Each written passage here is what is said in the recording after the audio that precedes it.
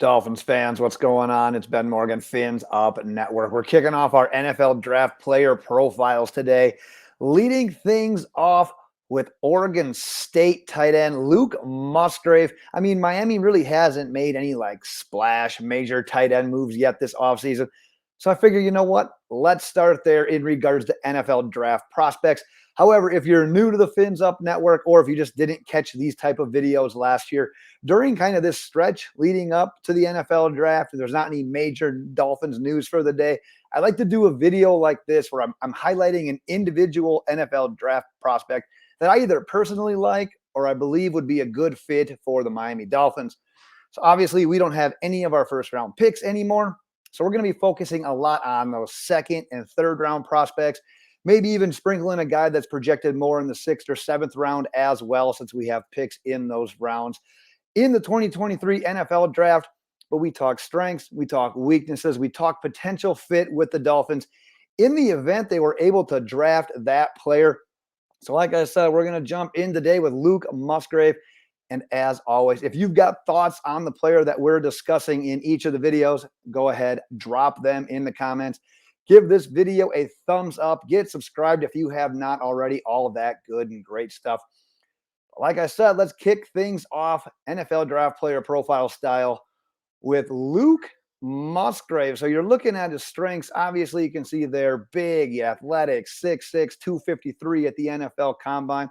Nice thing is he's got experience and success lining up either right in line on the line of scrimmage as your traditional Y tight end, but also being split out in the slot, kind of like where we saw Mike Gesicki more often than not. But he's a reliable hands catcher. He attacks the ball at the highest point. He's a decent route runner overall, but he's at his best when he can simply go up the seam, just use that athletic ability and go straight up the seam and make the play, stretching the defense with that ability. I've talked about that a lot in the past, that being his best attribute, but I'm saying it again for the new viewers.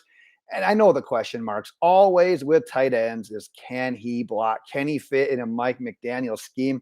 Well, I tell you what, he can do it.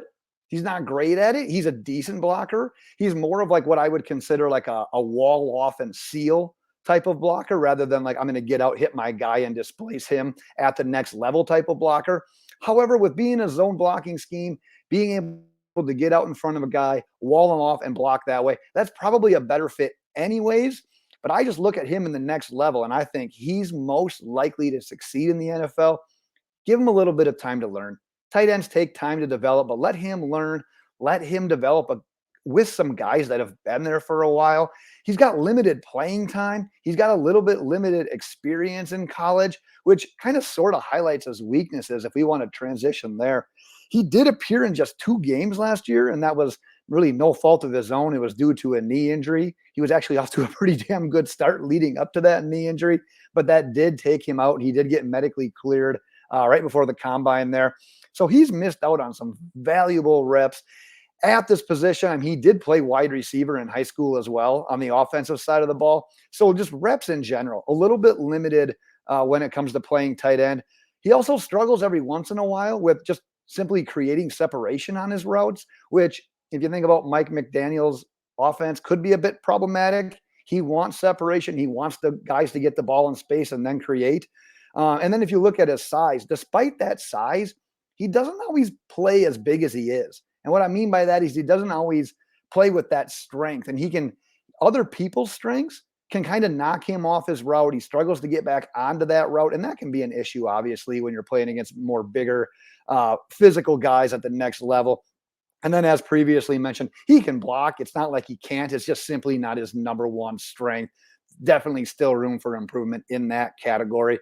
If we're looking at fit with the Miami Dolphins, I mean, we're looking at a tight end here that's likely coming off the board in that second round range. So if Miami wants to target a tight end with their first pick, I think Luke Musgrave could actually end up being in the mix for this team, especially with his ability as a pass catcher and trying to get that position going in year 2 of the Mike McDaniel offense. And obviously, like we started from the beginning, this offseason, we haven't seen the Dolphins make a real big splash at tight end. Obviously, Mike Gesicki, he left to go to the Patriots. Eric Saubert gets brought in. He gets brought in as a free agent, but as we know, he's more of a blocking tight end the way it is, more than like a big play receiving tight end. So if Miami wants to get more of that field stretcher and a guy that can potentially kind of like take over as the team's top tight end, maybe in a couple of years, probably not like right away in his rookie season, but maybe after a couple of years of learning the nuances of the position at the next level. We know that tight ends take a little while to adapt to the NFL game. Maybe, just maybe, Luke Musgrave fits that bill for the Miami Dolphins. And honestly, I'm guessing that he'd likely be eased in year one. You're looking at Durham Smythe. You're looking at Saubert kind of handling the bulk of those opportunities. You're going to have to think, though, Miami's going to want to see, if they were to draft a guy like Musgrave, what do you got? They want to see what they have as him being like a complete on the field, always tight end after letting Mike Gesicki, a homegrown guy, after letting him walk in free agency. And then obviously we all saw the failed experiment with Hunter Long. Great return. I'm not going to complain about Jalen Ramsey, but obviously drafting him as a contributing tight end, failed experiment from a few years back now, 3, I believe it was. But that's kind of how the draft player profiles work, Dolphins fans. Like I said, if you've got thoughts, go ahead, drop them in the comments. I will be doing a bunch of these. I've been studying a lot of prospects, so it's me being able to get my film work, the things that I've read, the things that I've visually watched from these guys, getting to throw them out in a video. So let's hear your thoughts. Drop them in the comments. We'll be pumping out a lot of these Dolphins fans. And until next time, Fins